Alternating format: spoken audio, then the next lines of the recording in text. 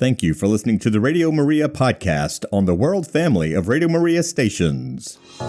Thank you so much for listening to the Radio Maria podcasts. It's thanks to listeners like you who donate that enable us to continue delivering quality content to listeners around the world. If you'd like to contribute and help us keep spreading the message of Our Lady's Son, please consider making a donation. You can reach us at 888-408-0201 or simply visit our donations tab on our website at radiomaria.us. Your generosity truly makes a difference. You're listening to Radio Maria, a Christian voice in your home. We now bring you Marian Apparitions with Mary Pyper. Welcome, everyone. So glad to be with you today. It is halfway through August already. The year is flying by. And that's why I'm going to urge you to do a few extra things. Maybe you're getting ready to go back to school, or maybe you've just sent your kids back to school. There's a lot of kids packing up to go to college for the first time or maybe the last time. Lots of things in our busy lives. And so sometimes in these kind of times when everything's new and getting started, it's a great way to really renew ourselves and renew the spiritual life of ourselves and our families. And so today I'm going to be talking about St. Michael's Lent, which is a 40-day period of prayer, fasting, and penance. It began on August 15th, which was the Feast of the Assumption, but that's okay. It's only August 19th, so we got plenty of time to jump in and just start right now. And it goes all the way till September 29th, which is the Feast of St. Michael the Archangel. So it is a private Catholic devotion, but it was started by St. Francis of Assisi. So that was the 13th century, my friends. So it's been going on for a very, very long time. It honors the Blessed Virgin Mary and St. Michael the Archangel. They are very closely linked in so many things.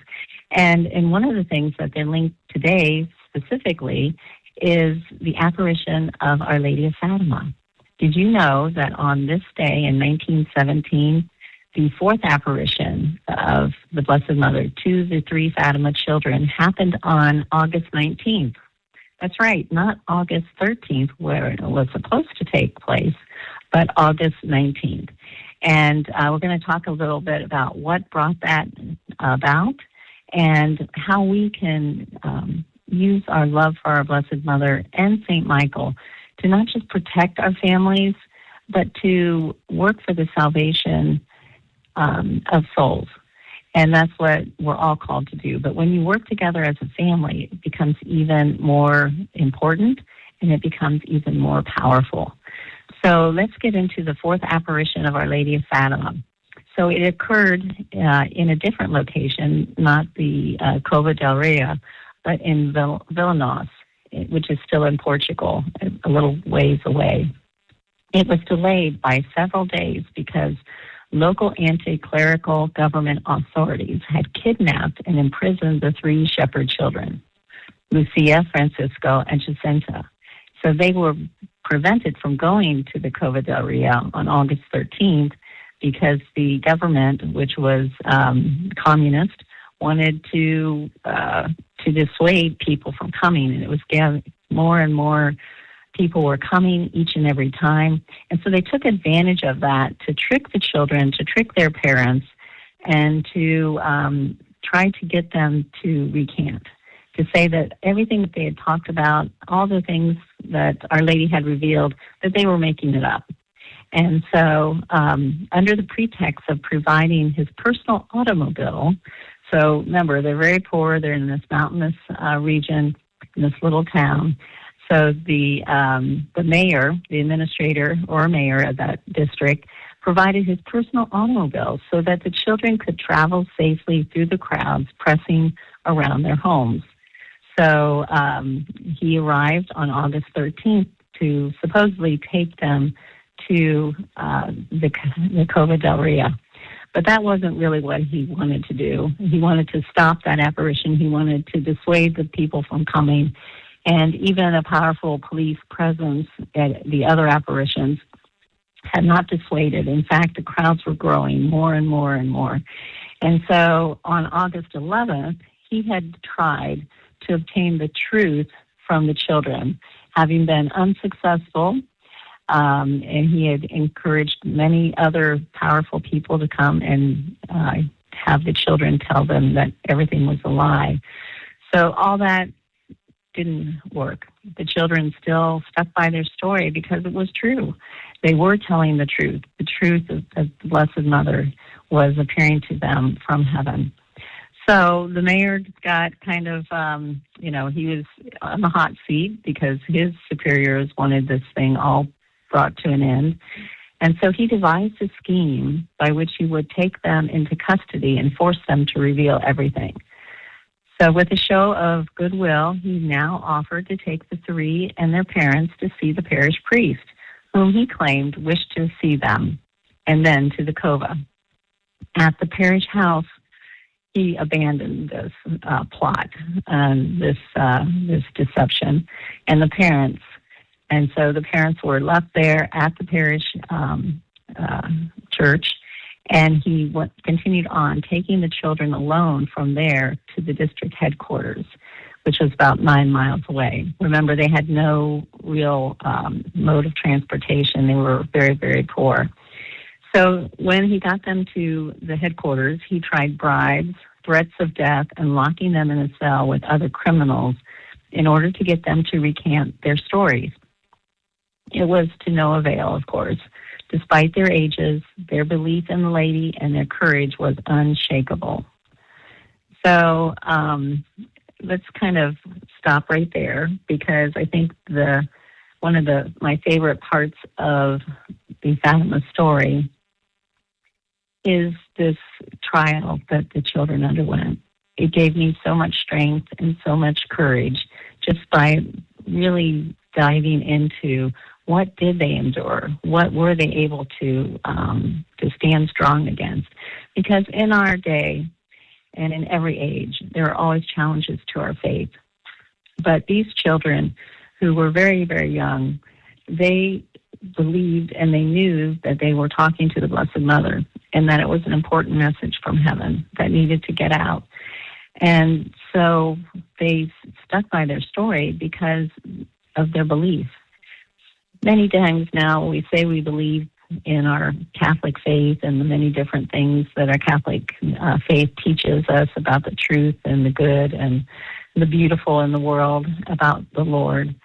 But we kind of abandon it, maybe not on purpose, but because we lack the courage or we feel like we don't really know our faith. These are things that we really need to take a hard look at, my friends, because if you have the feeling when somebody is talking about the faith or somebody asks you a question like, well, I don't really know my faith, I can't really answer that for you, I'm not really sure, that is God kind of tapping you on the shoulder and saying, go deeper. I want you to know who I am. I want you to know my church, because through the church flows the graces of the sacraments, flows the graces of the knowledge of the truth, flows my Son, Jesus Christ. And I want you to be close to the church. And so many people, think, well, that's extra. Well, it's not. If you're a doctor and a teacher or any of the professions, they require you to take CLE, continuing education credits, so that you keep up on your the different professions that you're in, so that you know the latest different findings of the medical field, engineers, of the teachers. So you're constantly learning. It's a requirement. And really, even though it's not written down for us, it is a requirement for all of us to know and love our Catholic faith. Why? Because it's the way to heaven. And not only that, it's the way into the hearts of Jesus and Mary, so that we can come to know the love of God and know what His will is for us, His plan for our life, and for the lives of our families and those people that we know and we love, for all the world. And when we don't know what the church teaches, then we never feel really sure about what we believe. These three children, even though they did not know a lot about their Catholic faith, they knew what the lady had told them. They knew that it was our Blessed Mother. And they had the courage that was, well, it was unshakable. They never denied it, even at the threat of being boiled in oil.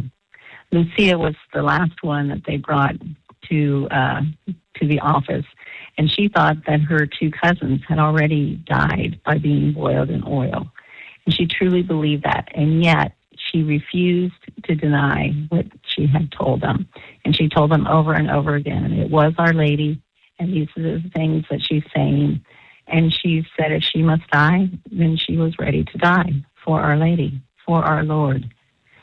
So even though they were just, 7, 9, and 13, they were willing to die for their faith. They were willing to die for our Blessed Mother and the messages that she had in store for them at Fatima. And so I really am astonished at how they could be so courageous in the face of death and in the face of all the other hardships, because although many people did believe, many didn't, including their own family. And Lucia's mother was very, very hard on her, believing that she was lying and wanted her to do just like the official said, tell the truth, tell them that you're making this all up.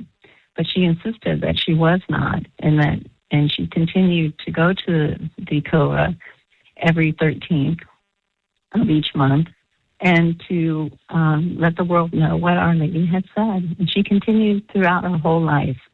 And she died when she was in her 90s, and yet over and over she testified to the truth and the reality of the Fatima apparitions and the messages of the Blessed Mother. So the 13th was characteristically the day that Our Lady asked them all to come to the COA and to be ready for her visit. And so on the 13th of August, although the children were not there were still great crowds. So at noon, which is when things started to happen, all the external signs of the apparition appeared for the benefit of the crowd that had gathered, the greatest crowd to that time. So each time the 13th of each month rolled around, more and more people heard about it, more and more people made the pilgrimage to the COVA to be part of this apparition. And after they ended, the crowd dispersed, as yet unaware that the government had the children and had tricked them into not going to the COVA on the 13th. So the trial of the children, however, continued for 2 days. So the families had no contact with them.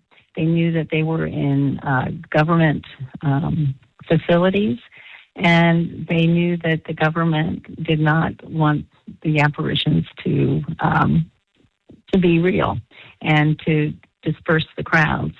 And so finally on the Feast of the Assumption, August 15th, 2 days later, the administrator had them driven back to Fatima and deposited on the steps of the rectory.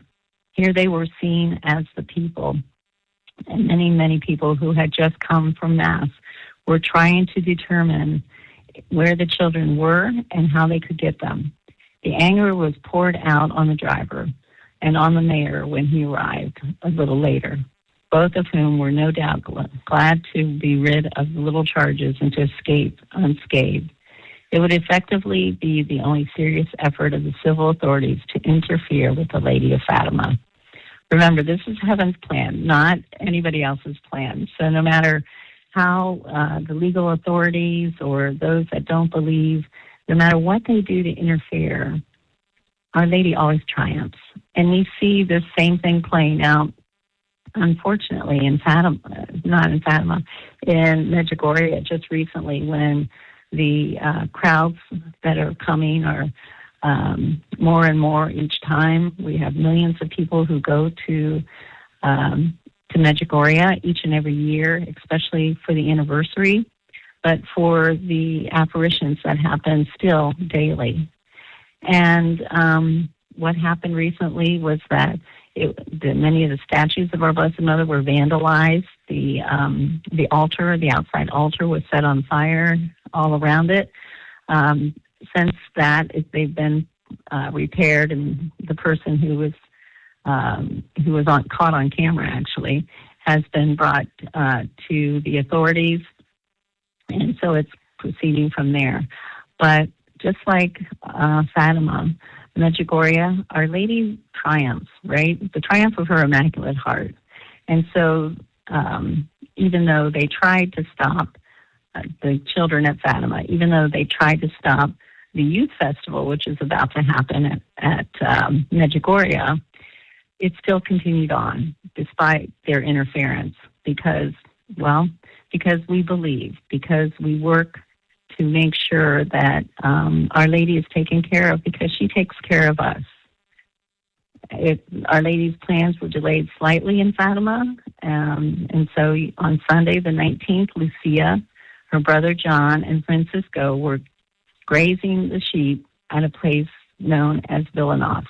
It was located on the side of the same hillock opposite where they usually were, where the angel appeared twice, though a little farther north. At about 4 o'clock, sensing that Our Lady was about to appear, Lucia tried unsuccessfully to get John to fetch Jacinta until she offered him a couple pennies for the errand. As she and Francisco waited, they saw the characteristic light. The moment Jacinta arrived, the Lady appeared. So she waited for Jacinta, which I think is very sweet, and also shows you the important part that Jacinta plays in these different apparitions at Fatima. So as Jacinta arrived, Our Lady arrived, and Lucia said, "What do you want of me?" And this is what Our Lady said: "Come again to the Cova on the 13th of next month and continue to say the rosary every day. In the last month, I will perform a miracle so that all may believe." And Lucia answered, "What are we to do with the offerings of money that people leave at the Cova? I want you to have 2 ardors, which are those stands that carry statues. I want you to have 2 ardors made for the feast of Our Lady of the Rosary. I want you and Jacinta to carry one of them with 2 other girls. You will both dress in white. And then I want Francisco with 3 boys helping him to carry the other one. The boys, too, will be dressed in white. What is left over will help towards the construction of a chapel that is to be built here." Lucia then asked for the cure of some sick people. And Our Lady said, "Some I will cure during the year." And then she looked sadly at them and said, "Pray, pray very much. Make sacrifices for sinners. Many souls go to hell because of no one is willing to help them with sacrifice." Having said this, she disappeared, and as she had always on other occasions. So even though it was delayed, it was still important messages. And I always marvel that Our Lady and Our Lord, when they appear to different people, different visionaries, they get very specific about different things that they want done. You know, like the simple question, what do you want to do with the offerings of money that people leave? And it wasn't just say, it would be good for the Feast of the Rosary to do this and this, but she was very, very specific. She wanted Jacinta to carry one of them with 2 other girls. You will both dress in white, same with the boys and Francisco. So she said the number of people, the number of boys, what they should be wearing, and, that's very specific. And I think sometimes we kid ourselves and we think, little details are not important, but they are. And the fact that our Lord and Our Lady very often take the trouble to be very specific about what they want and how they want things built, or a medal that would be struck like the miraculous medal, all the details are provided. And that should be a hopeful sign for us when we feel like God is not in the details, that He doesn't really care about all the little things that happen in our lives, all the little annoyances, all the little trials that we encounter, and you encounter so many of those little trials. You're like, God, are you there? Do you even care about me? Do you even know that I'm going through these things? Yes, He does. And heaven is aware of all the big things and all the little things that we do. And it is in the little things that shake up the big things. I truly believe that, and I see it over and over. One little Hail Mary can lead to a rosary. One little awareness that somebody's suffering and you take time to pray for them can lead to more and more prayers and bringing them back into the church or helping them to get the graces that they need. One little prayer when you think of somebody who has passed away, one little prayer to get them out of purgatory ends up to be more and more and more a mass or even a series of masses that can help deliver them from purgatory so they can make it to heaven. And that's why she carries, I believe, why she talks about making sacrifices for sinners. And the look, according to Lucia in her memoirs, the look of sadness in our Blessed Mother, how it just came over her visibly, and how she talked about the sinners and how many were going to hell because no one is willing to help them with sacrifice. It tore, you could tell, they said, how deeply our mother felt that personally, as if each one were her child. And we are, each one of us is her child. Whether we believe in her, whether we believe she's a saint, whether we believe she's, had any other role, as many of our Protestant brothers and sisters believe, she birthed the Savior, but that's all that, that was her role, and that was all after she gave birth to Jesus. And we, luckily and beautifully as Catholics, know that that's not the story. And so when she cares for each one of us so much, and she sees as she looks down from heaven that these souls are going into hell, and if other people would sacrifice for them, that could be avoided. That could be prevented. Maybe they're not making the sacrifices or the right choices in their life to lead them to heaven or to keep them out of hell. We can help. We can make a difference. Everybody wants to make a difference, right? They want to be the hero. They want to do something that's going to change the world. Well, my friends, I can't think of anything that's more important than changing the destiny, the destination of souls, particularly those that you love. Instead of just abandoning them, maybe there's nothing physically here on earth that's going to persuade them, but the sacrifices, even small sacrifices that we make, could determine if they live forever in hell or heaven. That is a huge difference, my friends. That is an eternal difference. I can't think of anything that would be more important. And yet, we let things like this just go, yeah, I know I need to make more sacrifices. And then we don't. So in the Catholic tradition, we talk about offering it up. So I just want to go through some simple practices that we can do, different sufferings, different things we can offer up. And I want to get that phrase out there more and more, because when I was growing up, I heard it all the time, not only at my own family, but other families. And as soon as, we'd be talking and commiserating with our friends, and they go, yeah, my mom said I just need to offer it up. I don't hear that anymore. It's kind of like, oh, yeah, I kind of remember people saying offering it up. But we really need to start doing that. It is a solid practice. It is penance, and it is a way for us to not only affect our eternal destination, but also those that don't know enough or who have rejected that means. And Our Lady tells us, and he even eventually showed the children of Fatima that all the souls that were falling into hell like snowflakes because there was nobody to pray and sacrifice for them. So what is offering it up?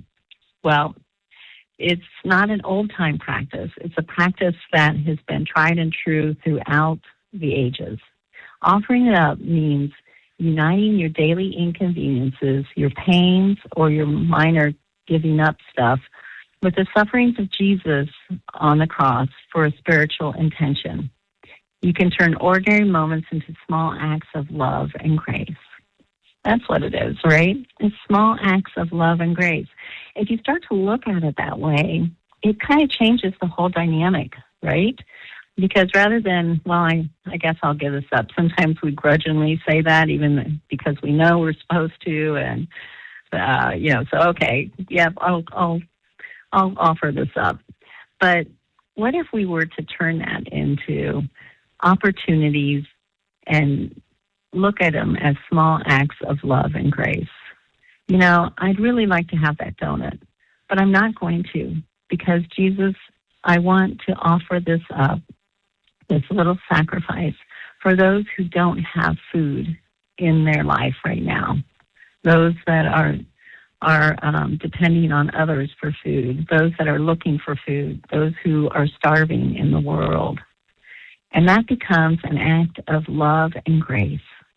Isn't that beautiful? Doesn't that really, when you think of it that way, it changes the whole dynamic.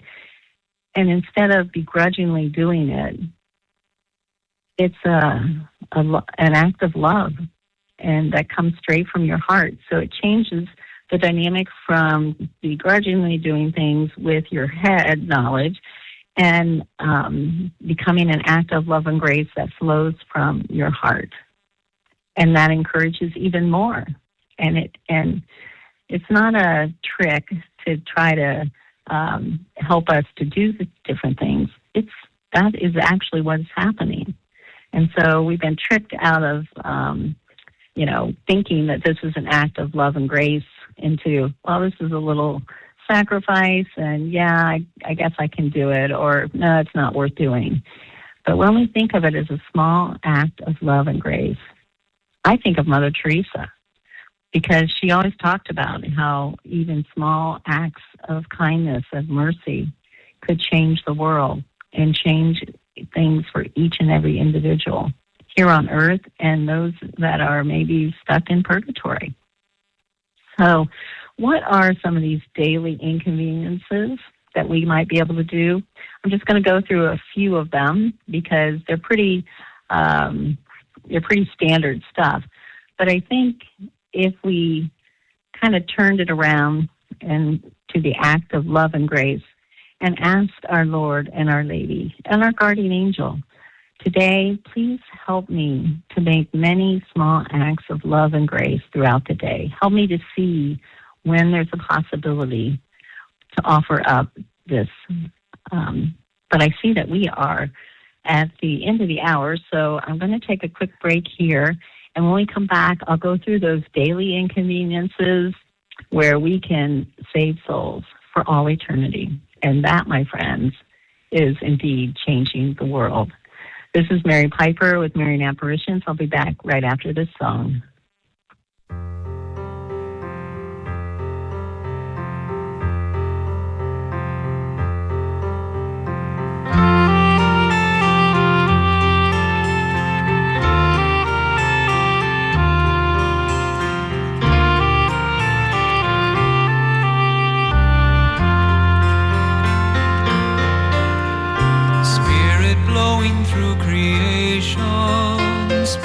Burning in the skies, let the hope of your salvation fill our eyes.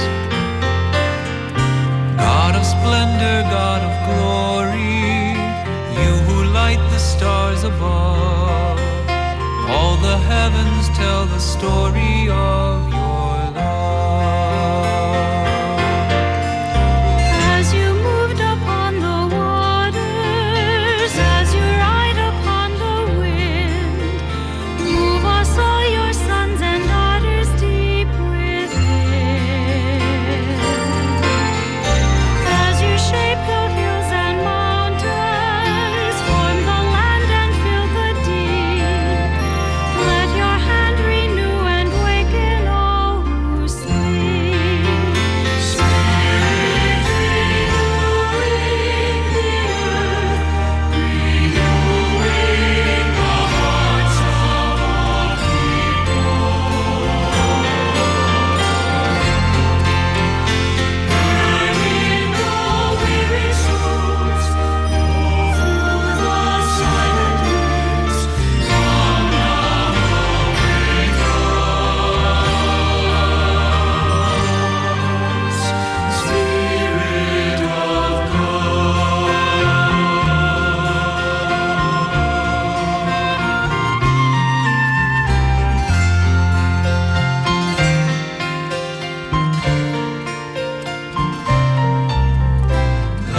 sends the rivers dancing.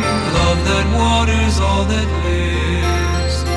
Love that heals and holds and rouses and forgives. You are food for all your creatures. You are hunger in the soul. In your hands the broken-hearted are made whole.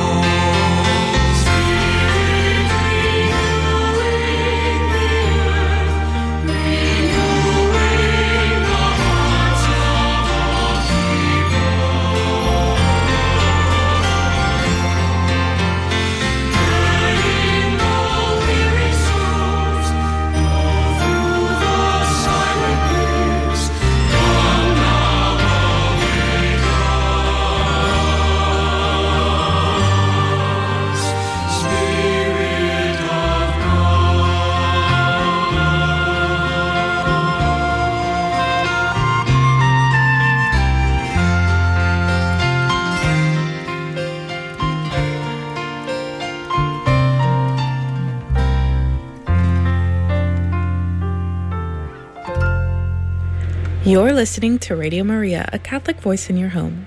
We now return to Marian Apparitions with your host, Marian Pyper. Welcome back, everyone. The Blessed Virgin Mary, she loves all of us so very much. And from time to time, she visits us on earth to remind us of the urgency that should be in our everyday life. We kind of took a break during summer from many of our different things. Hopefully it wasn't things like going to Mass or praying your rosary and things like that. But it's fall almost, the winding down of summer, and everybody's getting ready to go back to school. So we're going to renew our spiritual life in many different ways. Take it as a way to refresh our souls and our spirits so that as the days get shorter and perhaps the days get harder, we are prepared to have the courage to continue on with our faith, to be a witness to others, and to help others to come to know and love Jesus. And so in the fourth apparition of Our Lady of Fatima, which occurred on August 19th, instead of August 13th, because the government was trying to force the children into recanting their story about Our Lady, because it was taking on a life of its own at the Cova. Every 13th, more and more people were coming, and more believers. And many of those who weren't believers came to see if it was true. Many conversions happened there. And so when the apparition did take place on August 19th, a few days late, the message of the Blessed Virgin Mary was she urged the children to keep praying the rosary daily.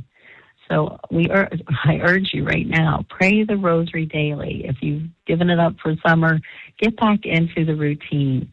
And sometimes, yes, it's not as meditative as we'd like it to be, but we still get credit for trying. And so do the souls that we offer it up for, especially our own families. So praying that rosary daily is key. And to make sacrifice for sinners. She reiterated that.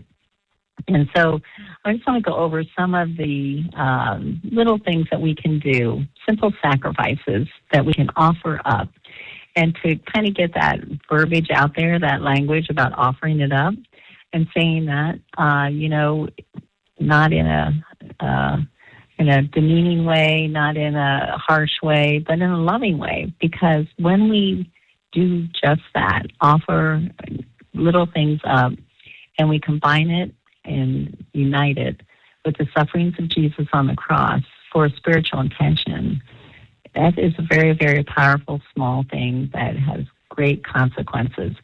So we're going to start looking at turning ordinary moments into small acts of love and grace, because that's the truth. When you're offering it up, these are small acts of love and grace. So you should be offering it up from your heart to Jesus, to Mary, with love and grace. So here are some very simple things, and I want you to kind of think about not only these, but other things that happen in your daily life that can turn into an offering. So here's a daily inconvenience. Stay silent. Do not complain when you feel annoyed or interrupted. Lots of patience there, right? Waiting patiently. Use long traffic lights, slow lines, or construction lines, or late appointments to say a quiet prayer. It could be just a Hail Mary. You know, a lot of times when you are construction, and there's a lot of construction around my home right now, so I have to leave about 15 minutes earlier to get to Mass on time in the morning because of all the different construction delays.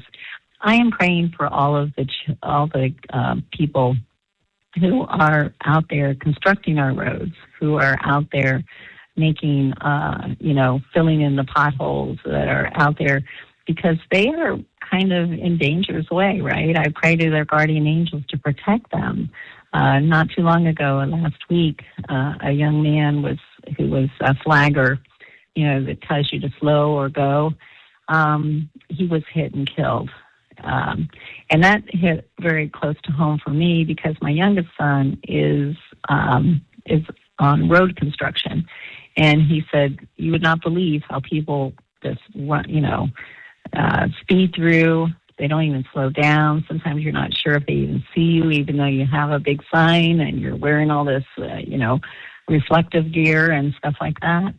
So next time, instead of saying, oh, no, I hate construction, and we do, offer it up and say a prayer of protection over all those who are working on the roads, including our police officers, because it's not uncommon for them to also be struck. So that's a real danger for them. And we sometimes, until my son isn't now in that kind of construction, I didn't really think about it that much. I'd pray that they would finish sooner versus later, but that was more selfish. Instead of praying for all those in the hot weather, working on those roads can be just incredible.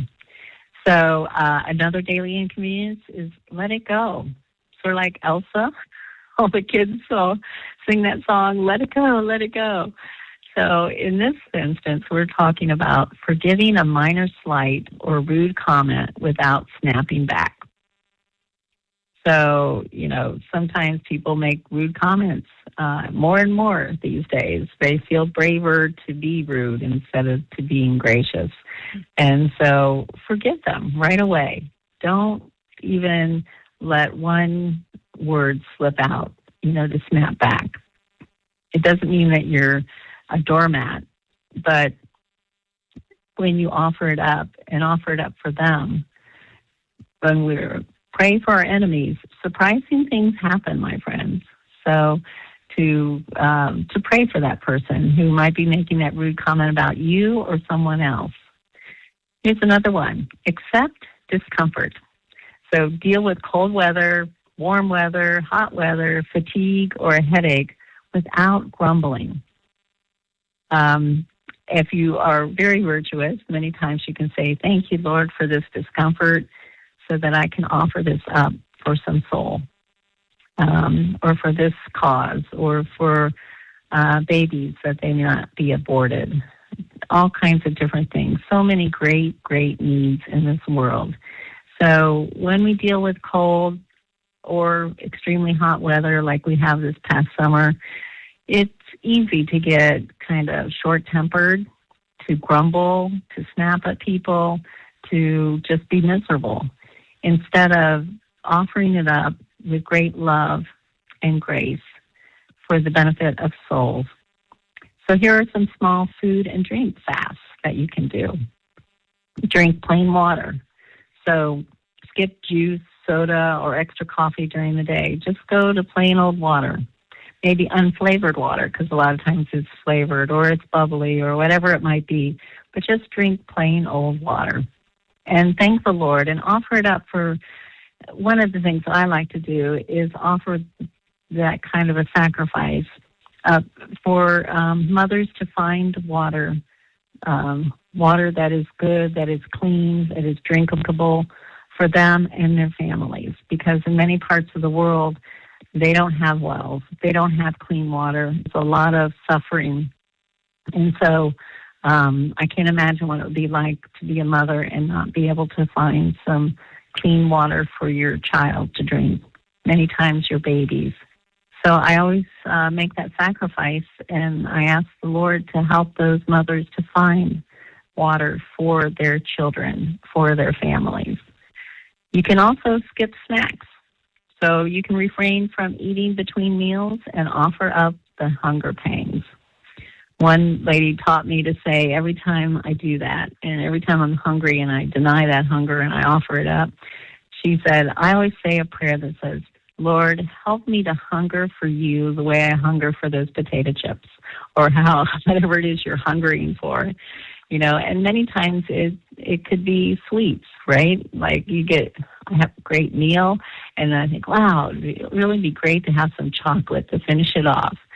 So even offering up that little bit of chocolate that you're craving at that point, all of these things can be sanctifying, and not only for us, but for those that we're offering it up for. Another way is to modify meals. So take no sugar in your coffee, or skip condiments and extra seasonings. So instead of pouring on a huge amount of ketchup, which is pretty much all sugar, or taking your coffee with lots of cream, you know, when you go through those drive-thrus, Dunkin' Donuts, all those places, they put, you know, half the cup is like cream and sugar kind of things, caramel and all that kind of stuff. And instead of saying, yeah, why don't I just treat myself today? I deserve it. Why not say, I deserve not to have those things. I'll just have black coffee. In fact, I'll not go through the drive-thru, and I'll donate that money to a good cause. What does that do? Well, it's the old fasting and almsgiving. The combination is so very powerful. When we're praying, when we're fasting, and then we add almsgiving, well, that triple powers everything. And so that is really what we're looking for, because that creates the most powerful grace and love that we can do right on as we're here on this earth. Even though it's simple and even though it's little, it's a little way, as St. Therese taught us. And then, of course, if you're eating dinner or whatever meal and you think, wow, that really tastes so good, pass on seconds. Stop eating when you are full instead of taking extra portions. Or even if you aren't full, you know, skip that second helping. Even if you could have it, don't. Why? Because, once again, I learned when I was doing what I call the Medjugorje fast on Wednesdays and Fridays, Our Lady asked us to fast on water and bread. And so I started doing that faithfully when I returned from Medjugorje, and I realized what the messages were and everything. And so I started doing that, and I realized that what was happening is, as I sat there with my bread and water at dinner time, the rest of my family is looking at me and going, you know, Mom, this really doesn't make our dinner very happy. You know, how can we eat when you're just sitting there with nothing? And so as much as I tried to explain it, it still had a sadness that kind of went over the dinner table at dinner time. And that's really not the purpose of dinner. One of the purposes of dinner is to share our day and to be happy and to enjoy a time together as a family. And so then I thought, okay, I'll just take a little bit of everything. And that, my friends, was harder than just sitting there with bread and water, because I wanted more. It made me extra hungry, and I was definitely not full, and it was even a harder thing to give up. Sometimes we don't realize how small things, like just a small bit of food, is just even a bigger sacrifice than a big sacrifice that you might make. So let's get into media and comfort habits, because that, I think, is a huge thing for today. And all of these things, as it turns out, fasting, and now called intermittent fasting and things like that, even though we're doing them for a spiritual reason, they have great effects on our bodies. So intermittent fasting is supposed to really help your body to reset to get the kind of vitamins and reactions and enzymes and all that kind of stuff. In fact, now they're saying that studies are showing that if you have a serious illness or even an illness that needs medication or anything like that, not to not take your medication, but to do a fast. And a fast of 5 days, your body's metabolism changes at that 4 or 5 day mark, and it varies for people. But generally, 4 or 5 days into a fast, you go into ketosis. And I'm not going to get into all that, but it's really good to reset your liver functions, your hormone functions, all kinds of things. And many people find that even serious illnesses, when they do a 20-day fast, many of them disappear or are greatly reduced. So, of course, we're just finding those kind of things out. But it's something that the hermits, the cloistered nuns, the priests of old, and many of the old saints, they didn't fast so they could get better. That was a result of it. They fasted so that they could offer it up and join it to the sufferings of our Lord for their people, for all kinds of different reasons. That's why they're saints. These kind of holy habits help to make us saints. So we are saints in the making, and, well, let's talk about media and comfort habits, because in our day and age, media and comfort habits are huge. So number one, turn off the noise. Drive or do chores in silence instead of turning on the radio or a podcast. So that's hard for me to do, I'll admit it, because I like podcasts. And so when I'm outside or I'm on my way home from work, I'll turn on a podcast, usually an exorcist or a popular Catholic author that I've, been hearing about, or a different topic that passes my way. And I think, yeah, this way I get a chance to catch up on what people are saying, what's going on in the Catholic world. But the Lord wants to use time with you, and that is in silence, that still small voice. And even if we're listening to great Catholic content, like here at Radio Maria, every once in a while we do need to turn it off and be in silence. And then you can turn it back on. You don't want to miss too much because there's always something great happening at Radio Maria. But what I mean is that the world has become so noisy that it's really hard to hear your own thoughts, let alone the voice of God trying to direct you. And so when we're constantly listening to something, constantly scrolling, put your phone away for an hour or skip social media for a day. That would be a great one. So when you do these kind of things, you leave room for the Holy Spirit, who's been trying to tap you on the shoulder and get your attention, or your guardian angel, to let you know that there are certain things that need to be done. There are certain things that the Lord wants you to know, that they want to teach you, but they haven't been able to get through because the noise all around you, or you're scrolling, or whatever it is, you're diverting your attention. Distractions, to reduce the distractions. So there's other comfort habits that you can also do, is like perhaps give up your seat, your favorite seat. Choose a less comfortable chair or stand when you could sit. Even better if you give it up for someone else and let them, and joyfully say, here, why don't you have my seat? We all are creatures of habit. So I know that in that living room is your favorite couch or sofa to kind of cuddle up with a blanket and start reading books or whatever it might be, or watching TV. Well, give it up. Sit on the floor. Sit someplace else that isn't as comfortable, and offer that up. And here's kind of a tough one for many people. Wake up right away in the morning. Get out of bed immediately when your alarm rings instead of hitting snooze. So instead of that few extra minutes in bed, offer those minutes up to the Lord for someone or something. Why? Because those extra minutes of snoozing don't really gain anything for you. Sometimes that even makes you more tired. But the reason you want to do that is because there are many people who are so anxious, who are struggling so much with anxiety, depression, and things like that.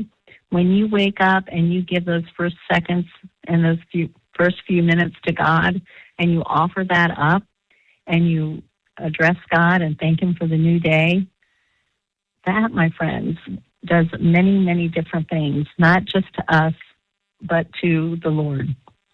Number one, to be thought of first thing in the morning, as soon as your feet hit the ground, to say, Lord, thank you for this great day. What are we going to do today to help the world, to help souls? That's a way of acknowledging God first and foremost, because we're always trying to put Him in the first place.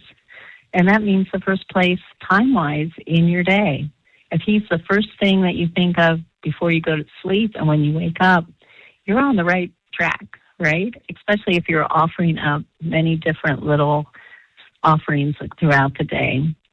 So there's many, many ways and things that we can sacrifice. And mostly we think of a specific season like Lent or Advent to give things up or to do extra good deeds. But we should be thinking about that each and every day. As Our Lady said, it's urgent. And so if you want to, I always like to combine things, different devotions, to get superpowered up. And so St. Michael's Lent, as I talked about earlier, is a 40-day period of prayer, fasting, and penance. So it's just begun August 15th, and it goes to September 29th, which is the feast of St. Michael the Archangel. And I highly, highly recommend it. It doesn't matter if you are just now learning about it, and there are all kinds of prayers and devotional things that go with it. But, sometimes simple is the best thing. And so maybe just doing just that, praying extra during the day, fasting, and doing some penance and almsgiving through this whole kind of resets your whole spiritual life. And you do it for 40 days. Many of the great saints did it all the time. And, it honors the Blessed Virgin Mary and St. Michael the Archangel. And that, my friends, is very powerful. So St. Francis of Assisi thought it was so powerful. He's the one that instituted this. He received the stigmata during this 40-day fast in 1224. That's how long it's been going on. And that's how powerful it is. The Lord picks the right time to introduce things into our life, to give us maybe trials, to give us blessings. There is a time and a season for everything. And St. Francis, as he's doing this fast and prayer and penance, he receives the stigmata. Many people say that St. Francis was one of the greatest saints, and that it was not only because of his love for peace and his love for the Lord, but because he was most like the Lord. So he was already doing this fasting, this St. Michael Lent, already before he received the stigmata. So, it's not an official liturgical requirement of the church like Lent is, but it's a personal spiritual devotion that can benefit you, that can help you and help others to either return to the faith, return to the Catholic Church, and in the grace of the sacraments. Many of your children may have fallen away, or your brothers or sisters, even your mothers or fathers. And many people who have nobody to pray for them, as the Blessed Mother keeps reminding us. So please jump into that 40-day St. Michael Lent. It's we don't have to do it, but you might want to do it because it helps the Blessed Mother to help us. Remember, in the end, her Immaculate Heart will triumph. And in fact, in Medjugorje, she said, "What I started in Fatima, I will finish in Medjugorje." This is 45 years of Medjugorje daily messages. she is preparing us for something. We want to be prepared. We want to be ready. And in the meantime, as she reminds us, conversion rarely happens all at once. It's a work in progress. And so by fasting, praying, and doing penance, and asking for the powerful intercession of St. Michael, well, my friends, many, many souls will be saved that normally would not be. Remember, when Fatima children were, before the apparition started, in May of 1916, the angel of peace started to appear to them. And they were visited 3 times by the angel who taught them specific prayers.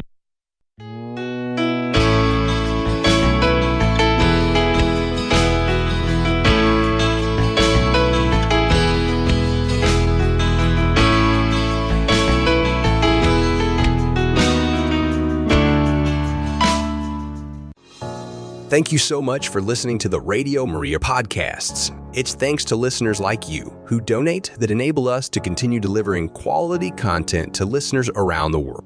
If you'd like to contribute and help us keep spreading the message of Our Lady's Son, please consider making a donation. You can reach us at 888-40-80201 or simply visit our donations tab on our website at radiomaria.us. Your generosity truly makes a difference. This has been a Radio Maria production.